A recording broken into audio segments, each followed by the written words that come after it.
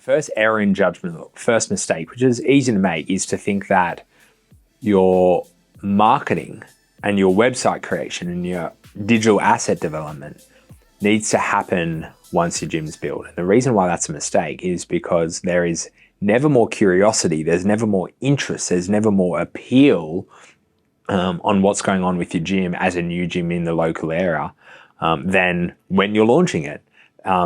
If people can follow the story, if people can see the developments of the gym as it goes on over time, if people can get to know you before the gym even opens, you're building familiarity, you're building relatability, you're connecting with who could be your potential audience well before you ever offer them anything.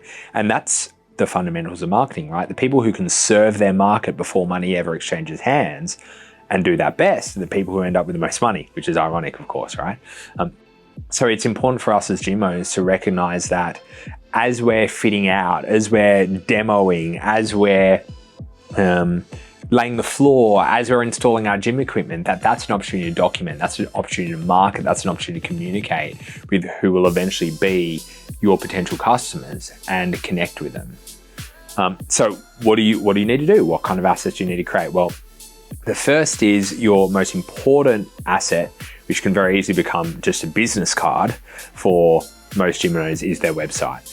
What I mean by that is, how do you build your website so people want to act and find out more about how to get started? Now, there's obviously hours we could spend about designing a website, but if you want a shortcut, one of the things that I'd recommend is using video, because video communicates a message far more effectively, succinctly, and more engagingly than copy and photos ever will. And especially the way that media is moving these days, video is the future. I think that's pretty obvious.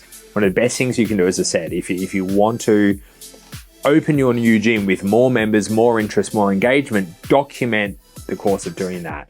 So many people are far more interested in the journey than they are the outcome. And you've got to remember that you've got to speak to your market there. So I'd still document it. Something that I failed miserably and Locke and I regret is we didn't document the build out of our major Sydney facility anywhere near as well as we documented Melbourne. And there's a reason why we didn't sign up 50 members to the Sydney gym before we moved versus the 50 members that signed up to Melbourne before it opened. Now, we had a significant kind of increase in revenue and capital available to us to build out Melbourne because there were 40 people signed up a month before we opened, which was huge. And that's the value of documenting and creating content about the build as it's going, rather than waiting to create content when it's done.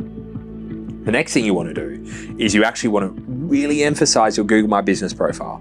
Your Google My Business profile, once you set it up, is the location of your facility. So, when you search into Google and you type in Joe's Gym, it comes up with the address where you submit the reviews, their contact number, the opening hours is what I meant, all that stuff.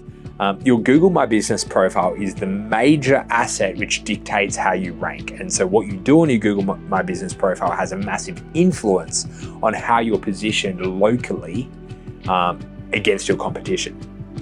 From an ad standpoint, once again, everyone shies away from ads because you have to pay for it, but you have to pay for attention in some way. You either pay for attention with money or pay for attention in time. And what I mean by that is, if it takes you 2 years for local Frank and Frank's family to ever find out about you, it took you 2 years of lost time to get your brand in front of Frank and his family. Now, if Frank is your prospect and Frank will join your gym, do you want to wait 2 years until he hears about you? Or do you want to make sure that he hears about you before you open? If you sleep on and forget about paying for attention in those first few months, you're sleeping on your future business's success, which seems crazy to me. So don't sleep on that. You want to pay for attention early on until you've earned the attention. And the inverse is actually true. Most people think that I'll start marketing and paying for it when I'm rich and successful. The inverse is true. Pay for it when you haven't earned the attention. And once you've earned the attention, you don't need to pay for it anymore. When we opened Melbourne, we created something called the Melbourne 40. 40 being the amount of foundational athletes that were going to be able to access this offer. So we took our core athlete development program offer, we made it even better. There was a discount in the raw price. There was bring a friend opportunities. We incentivized this as much as economically possible, and that became our offer. And then we used that offer as the focal point of all our marketing. Everything drove towards that offer. And it was obviously scarce. There was only 40 memberships available. So that became something that people paid attention to. As I mentioned earlier, we were able to sell those before we opened, which not only made sure that on day one, there were people in the gym to start training, but also raised capital. So, that was $5,000 in membership. There were 40 people there. We raised $200,000 in the bank account before we opened, on day one, which is a huge advantage because it makes us cash flow positive from the outset. We had all this capital that we could reinvest into acquisition. So you cannot think you can just launch a gym and go, cool, well, come and join. There has to be something compelling for people to act on, and foundational offers. You only get a foundation once, right? You can't foundational offer in year 1 or year 2 or year 3. You foundation on launch. So you may as well take advantage of that opportunity because you only get that once.